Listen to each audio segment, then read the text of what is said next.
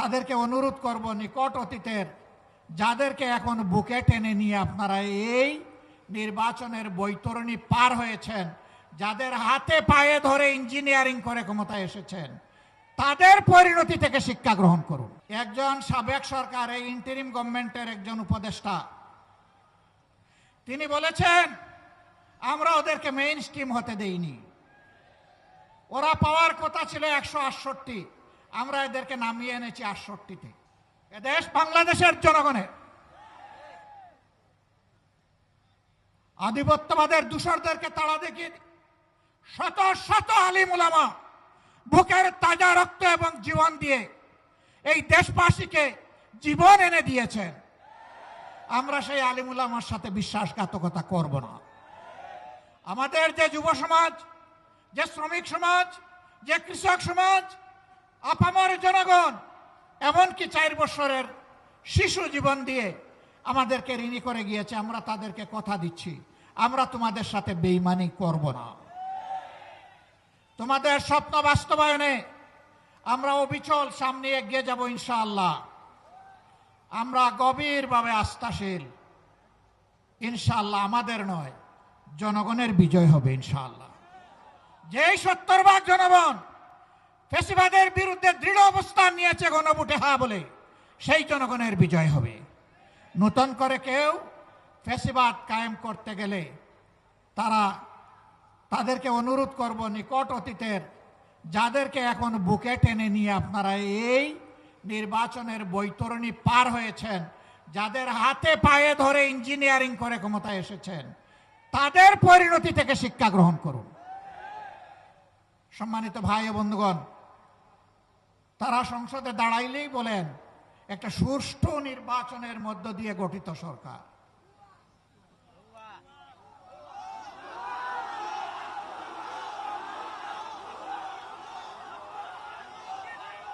সরকার যদি সুষ্ঠু নির্বাচনেই গঠিত হয়, তাহলে বারবার দাঁড়াইয়া বলতে হয় কেন?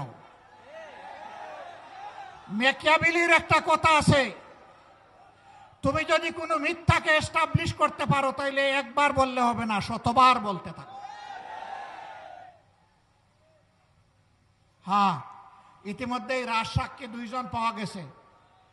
একজন সাবেক সরকার, এই ইন্টারিম গভর্নমেন্টের একজন উপদেষ্টা, তিনি বলেছেন আমরা ওদেরকে মেইন স্ট্রিম হতে দেইনি। ওরা পাওয়ার কথা ছিল 168, আমরা এদেরকে নামিয়ে এনেছি 68-তে। তাইলে তিনি স্বীকার করে নিয়েছেন যে একটা নিরপেক্ষ সরকারের অংশ হয়ে তিনি দেশবাসীর সাথে বিশ্বাসঘাতকতা করেছেন।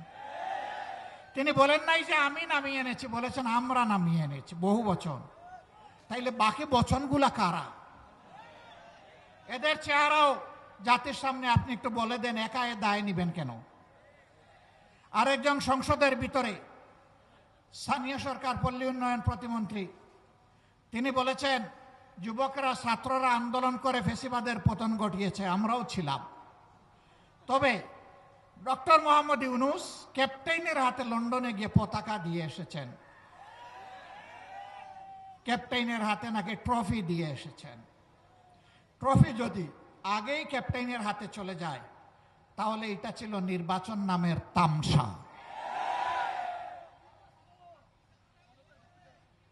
তারা স্বীকার করে নিচ্ছেন মৌলানা মামুনুল হক সংসদে গেলে কি হতো?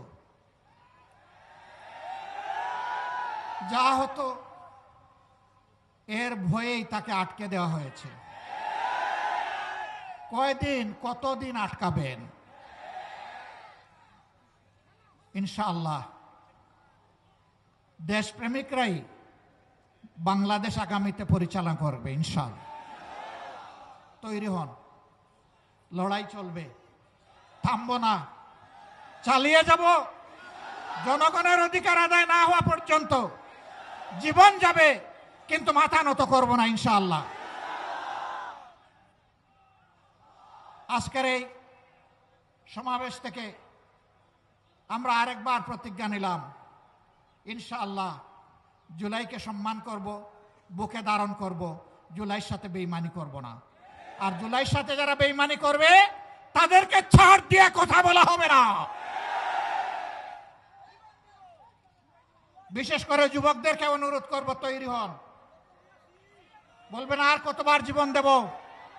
দেশের জন্য যতবার প্রয়োজন আমিও তোমাদের কাতারে দাঁড়িয়ে বলছি, আমিও যুবক, জীবন দিতেই থাকবো ইনশাআল্লাহ। বিড়ালের মতো বাঁচতে চাই না, 100 বছর, 1000 বছর, সিংহের মতো বাঁচতে চাই 1 সেকেন্ড। এর মাঝে আর কোনো কম্প্রোমাইজ হবে না ইনশাআল্লাহ।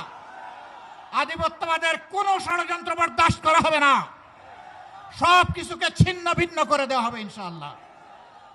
সবাইকে আবারও আরেকটি অনিবার্য লড়াইয়ের জন্য প্রস্তুতি নেওয়ার আহ্বান জানিয়ে আমার বক্তব্য এখানেই শেষ করছি। আল্লাহ হাফেজ। বাংলাদেশ জিন্দাবাদ। বাংলাদেশ খেলাফত মজলিস জিন্দাবাদ।